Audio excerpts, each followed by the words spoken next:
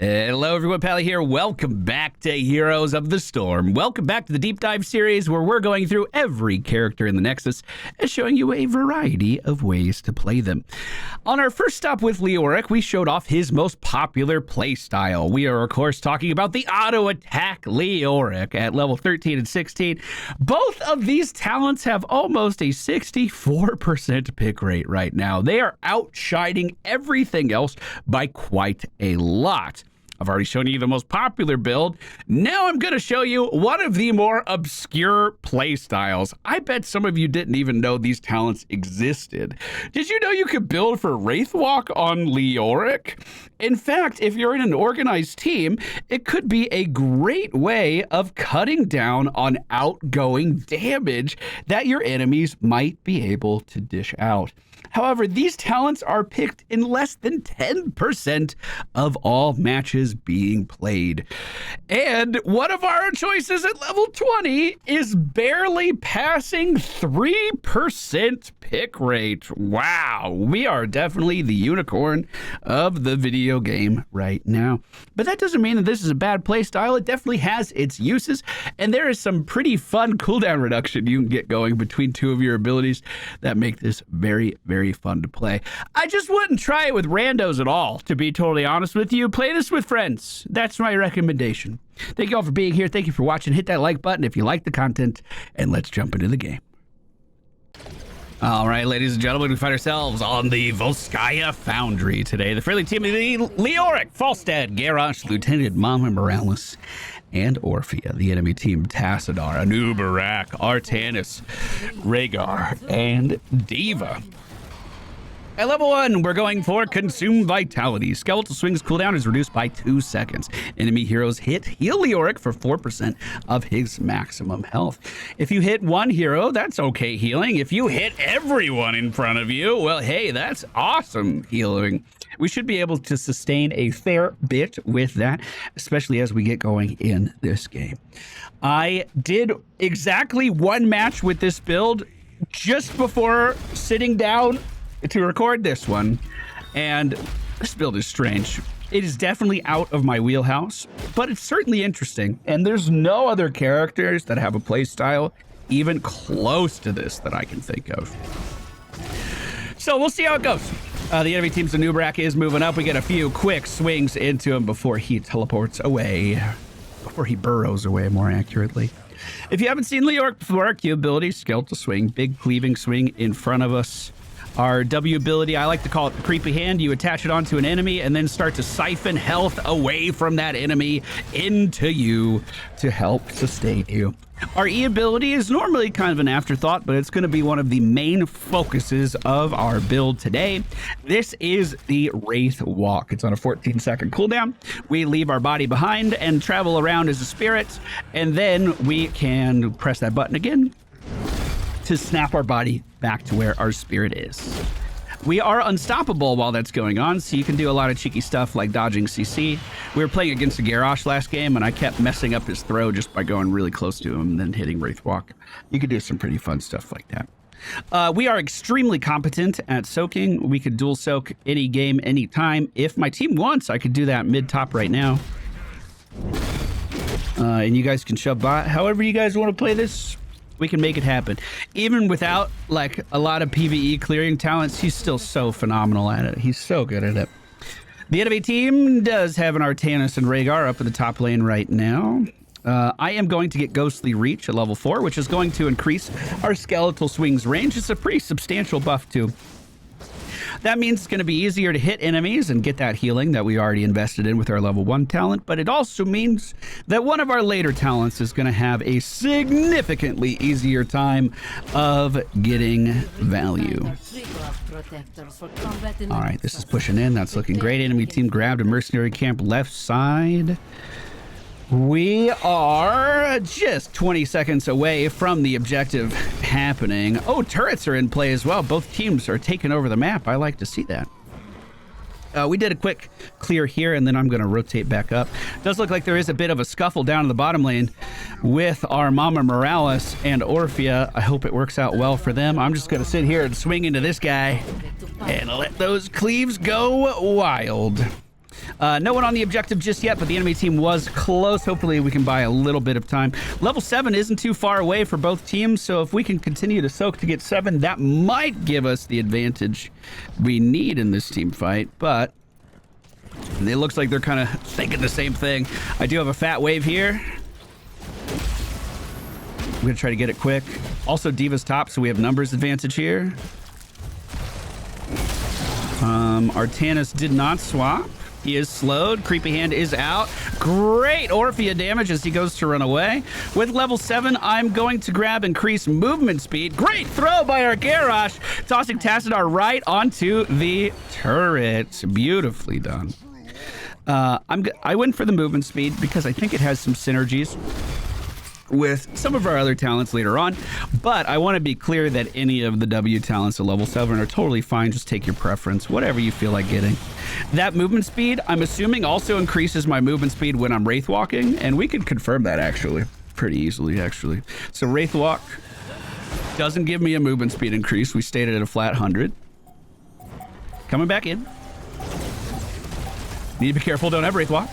Behind Artanis with the creepy hands. Moving towards the back line if I can. Let's get out of that nuke. We have time to reset and grab my sippy cup. I'm going to do just that. Artanis swapped into tower range and almost deleted as a result. Garrosh moving in for Tassadar again. We are still at 100% movement speed. I must have had my link severed immediately. Unfortunate. Oh my god. Speaking of being slowed, that Tassadar had absolutely fucking nowhere to go. Friendly team is in overtime at the moment. Great knockback from Morales. Puts D.Va into kill range. Beautifully done. Oh, it's only if it lasts the full duration. That's kind of gross. That's kind of gross. That'll be harder to pull off than I thought. Okay, enemy team's Nubrak went right back to Soken, and we are going to match that. Make sure we stay ahead of this enemy team. We are 1 level up right now, and that is just not enough. Let's make it 3. If I just cleave onto the archers in the back, everything else should fall pretty quickly. Most of the damage in the lane comes from archers, by the way, so if you ever wanted a really big lane to stack up, kill them and leave the warriors. And that's pretty easy to get going. The Entomb has an incredible, almost 90% pick rate at level 10.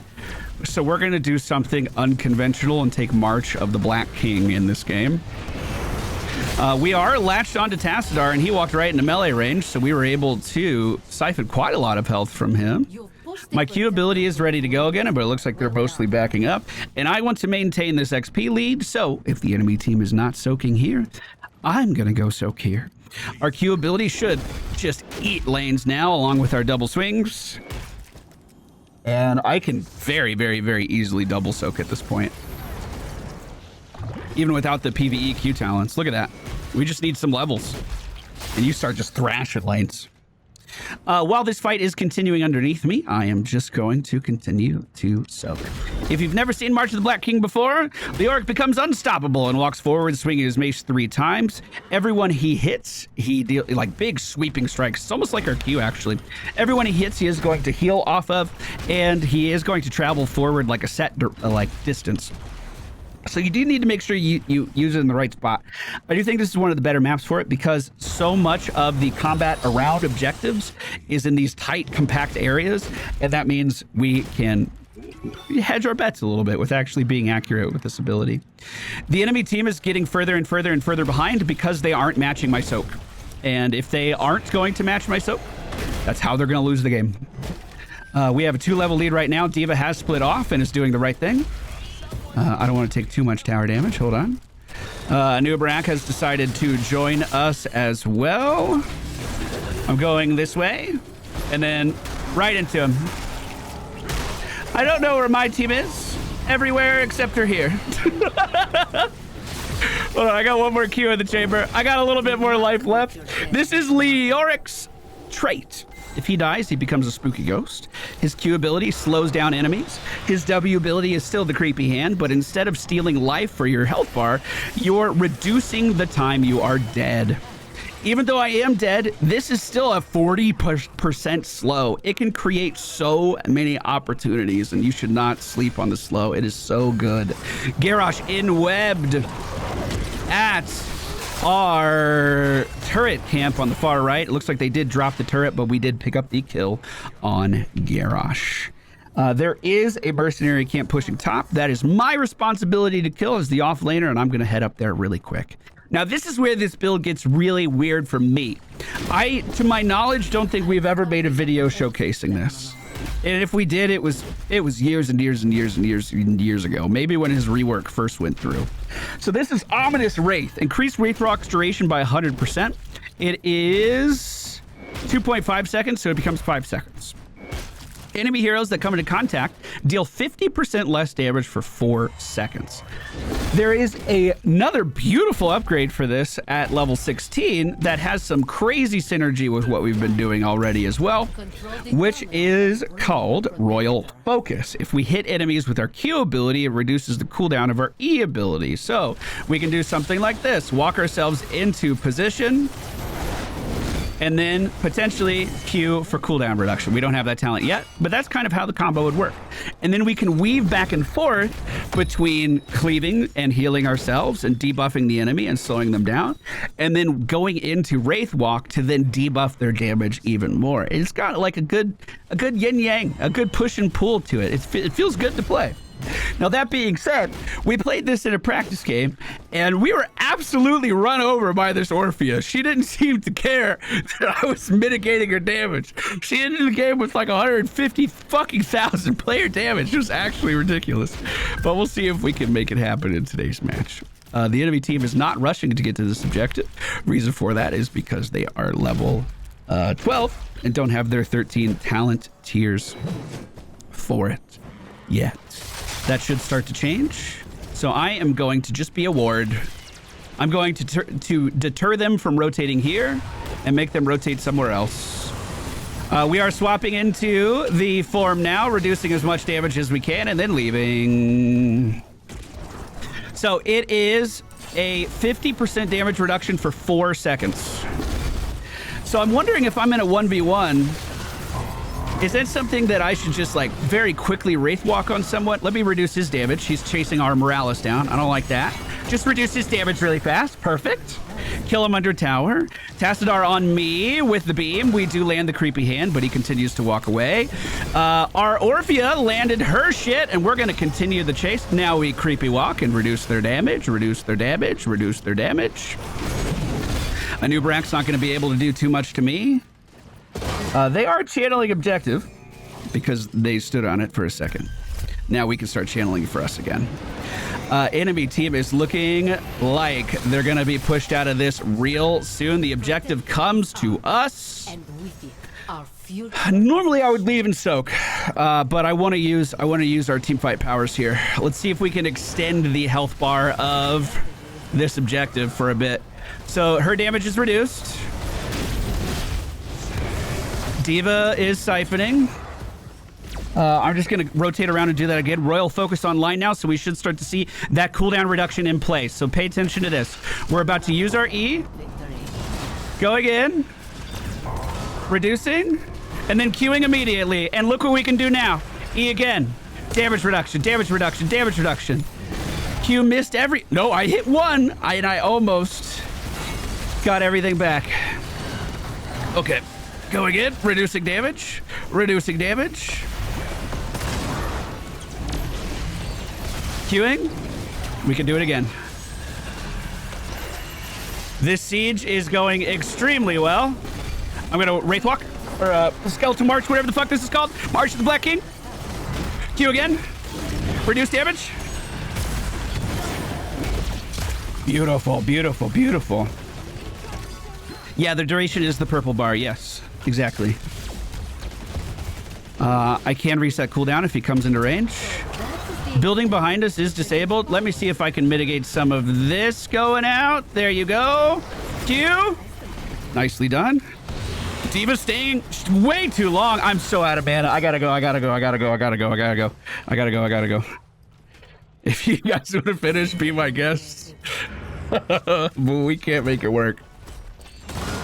Now, in the practice game we were playing, I've mentioned this before, everyone and their mother, this is a 90% pick rate on Entomb. Oh, hello. Morales? Thank you. 90% pick rate on Entomb, and we see equal, not quite as severe, but just like maybe 70% pick rate on the Silence for Entomb as well at level 20. There is not a lot of talent diversity for our heroic picks, unfortunately. Their damage is reduced. I'm going to try to maintain it if I can. I am way too close to the spawn, though. We are sieged quite hard underneath this building. Do we want to, we either got to commit or we need to leave. What are we doing? I'm gonna go get a mercenary camp. Go get stuff over here. Enemy team starting to move back out. Hold on. Just walk over him. Reduce damage. Reduce damage. Reduce damage. I think I'm okay. Reduce damage. I can slow again. I immuned it. I immune black hole. And then we walk out. Like it's my day job! Fucking, that is so cool. That creates so much space. That's fun. Okay, let me get underneath this building. Cleave that. I might be able to kill this. No, I don't have enough. Okay, so I brought up that shit because there is a level 20 talent that I think makes sense with this build. And that level 20 talent to me is Shroud of the Dead King. It's a 25-second cooldown protection for 3 seconds, right? Its pick rate is 3%. It's abysmal. It's so bad. So bad. People do not jive with this talent. But I think it makes sense. Because I'm leaving my body behind for so long, if they do jump on me and start dealing damage to me, we have means of protecting myself, at least. I'm just going to stay here right on Tassadar. Going through again. Mitigating damage. He can swap me in. Fighting back through. I think I'm dead. One more Q may have healed me, but I didn't get it off in time. And I just missed the W. That sucks too. The next objective is bottom, and currently in the works, the friendly team has about a 1.5 level lead at the moment. Falstad is top, clearing out a mercenary camp pushing towards us, and the enemy team is just now starting to get in position for fuck you for the channel. How dare you? Your spin? Just give a dang. I'm very happy to say that I think Leoric as a ghost might be the only thing these treadmills don't interact with, and that feels weird. I wanted to go on a little sightseeing tour, dude, while I was dead. I mean, I have eternity to waste here. Come on. We are going to need the team to start to rally. Garrosh is in the middle lane right now, and we are going to need our tank. Let's see if I can mitigate some damage. Morales keeping me alive. Oh, good gust. Creepy hand missed. Stopping some damage. Walking through. Good, good. That nuke is about to go off. Diva's taken down, mitigating damage. It's also so good for just a really quick reposition in combat, too. That's really fun. Slowing him. Going in. Hello, I'm back here. Where are you gonna go? So I can protect it, by the way, right now. Completely mitigate this damage. Oh my god, Morales sending the troops up to the front line with the forward march. The enemy team grabbed the objective. Wait a minute. Hold on. I can do this. Oh, I shouldn't have, but I can. And now I'm on the core. Hi, team. Hello.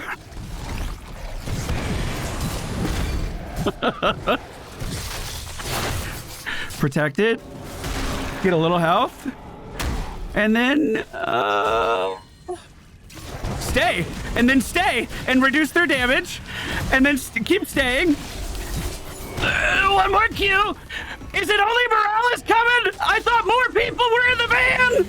This was a possibility. Okay. Oh, there was more in the van. I only saw Morales' icon on the map.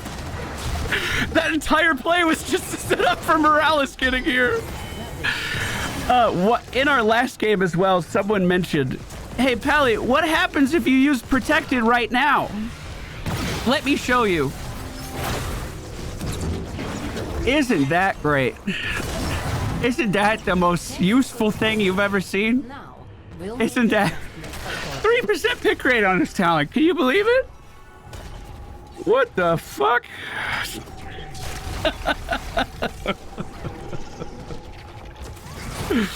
The friendly team is entrenched underneath the tower. Hopefully we can deal a little bit more damage to the core. I'm gonna be up in just 5 seconds. If he would come out, I could fucking suckle from the beetle and res a little bit faster. This build feels super weird for me. Like, there's got to be a balance in between actually going in and dealing damage and still maneuvering around the debuff. There's got to be a happy medium in there. And I think the level 16, like, cooldown reduction from landing your E cooldown reduction from landing your Q does help out quite a lot. I do think that is pretty fun. I don't know. Some of our team fights in our warm-up game for this, though, I was just like literally thinking I was debuffing them nonstop, and it just felt like I was wasting my time moving around as a ghost as my team was getting run over. So the balance is a bit weird there. The talents we're going for in today's video: consume vitality into ghostly reach. I do think these have beautiful synergies with our later talents. Typically on Leoric, I'm like, hey, pick whatever you want in the early game and then decide what you actually want to play later. But in this case, this is pretty cemented. At level 7, pick whatever feels good. March of the Black King at level 10, just to try to show it off, but it did give us some increased healing that I could use while I was diving the back line, so I don't think it was a bad choice in this situation either. Shroud of the Dead King closes us off with its 3% pick rate. We moved it up just a little bit more, didn't we? And there is the stats for the game.